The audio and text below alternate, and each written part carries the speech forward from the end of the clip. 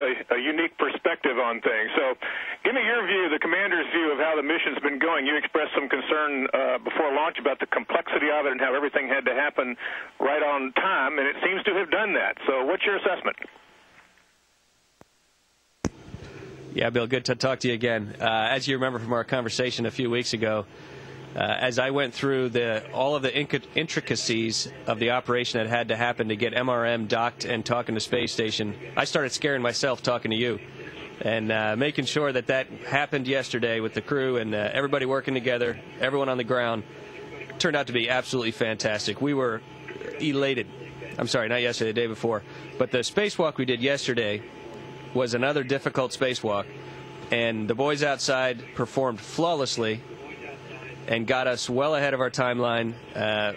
Everybody on board here last night, as well as our ground team, we had a nice conference with them yesterday evening. We were all absolutely thrilled at how this mission is going so far. So we're just going to stay focused and get through the next few days and hopefully call this one a good one. Hey, thanks a lot. Let me ask one of Pierce Sellers, if I could, real quick. Pierce, you said before launch you were looking forward to robotic operations from inside the cupola, and I'm just wondering how reality has played out. Is it really that much better than the system you guys had before? Hey, no question about it. Tracy and I have been sitting in this little glass bubble that hangs underneath the space station, and you can see everything. You can see big chunks of station. You can see the shuttle docked to one end, and the arm stretched out in front of you, and it makes it so much easier to figure out what's going on with the arm, which is like a big monstrous crane. You can actually see what it's doing and go and grab things with it, and much better than watching it all on TV, I can tell you. It's Peter King back in Florida, and this is for Tracy, since you're the space station crew member here. You've just gotten a new Russian mini research module. You've opened up the hatch for the first time this morning. Tell us a little bit about that and what it's capable of doing, what you'll be doing inside.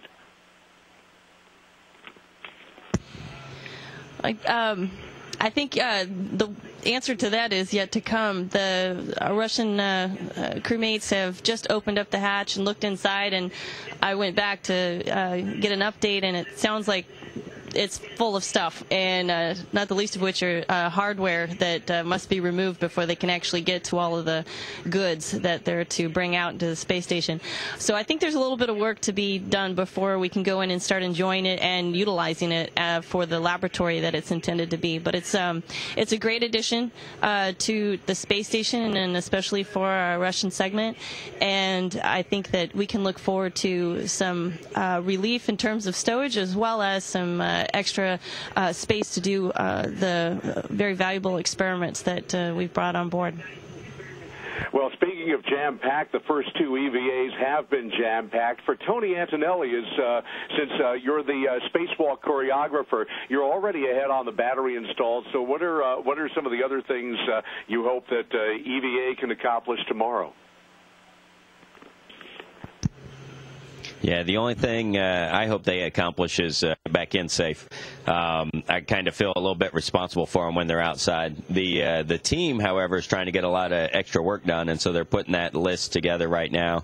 We've got some tools inside that we're going to go. So we're going to finish the last two batteries. We got a grapple fixture in the Atlantis' payload bay that we're going to bring inside to later install back on the Russian segment FGB.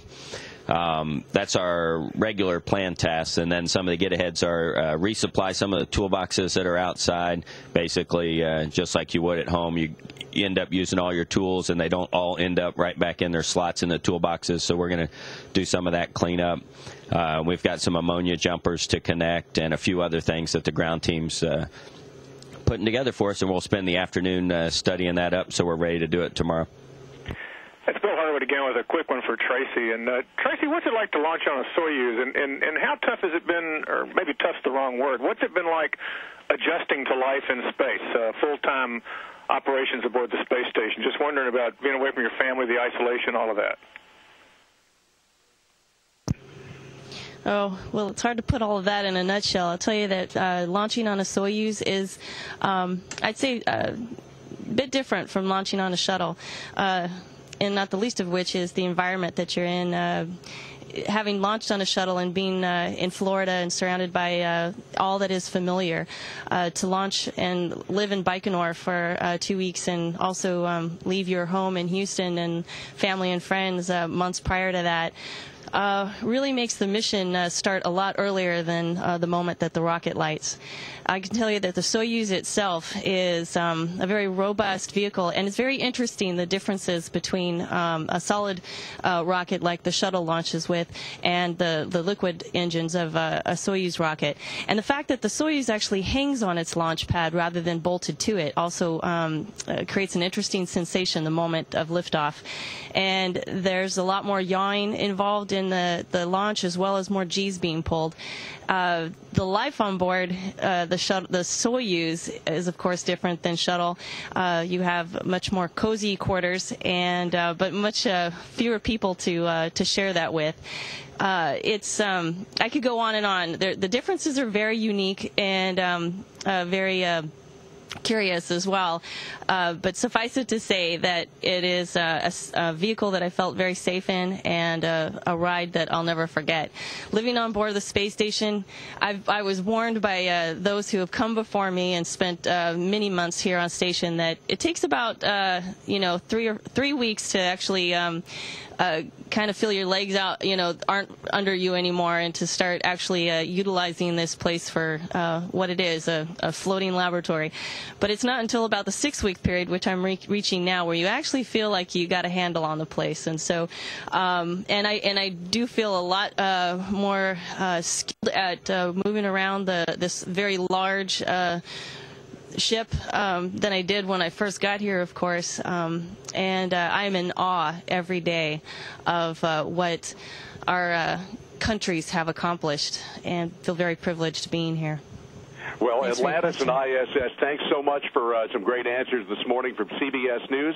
It's Peter King and Bill Harwood wishing you Godspeed and a safe rest of the flight. We'll see you when you're back here in Florida.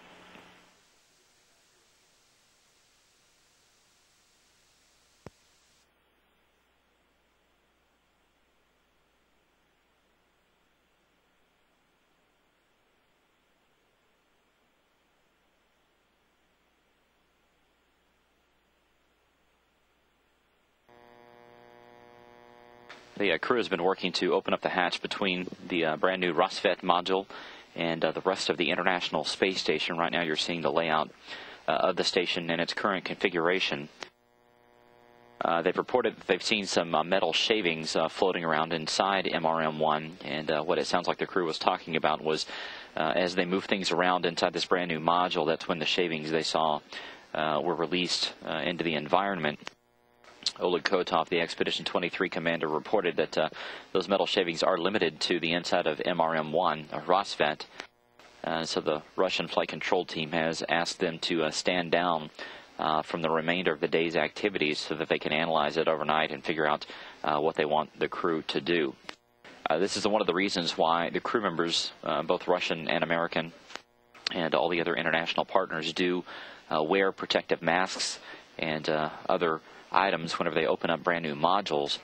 As we talked about yesterday, as you can imagine, anything that may be hiding back in those modules, whether it be dust or these metal shavings or whatever may be inside there, once you get up into space and that there's no gravity, all of that comes floating out. So that's one of the reasons why the crew members always wear masks whenever they first go into a brand new module and verify that the environment is acceptable. So the team here will take a look at it, as well as the team in Russia. They may simply ask the crew to use the onboard vacuum cleaner to suck up those metal shavings and to get them out of the station's environment.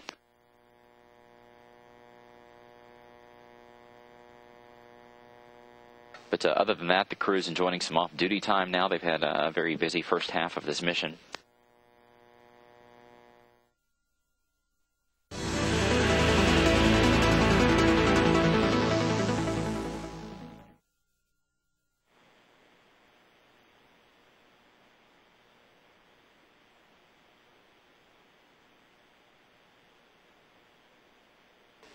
We're turning now to a view of the Space Shuttle Flight Control Room where the Orbit 3 team is on duty.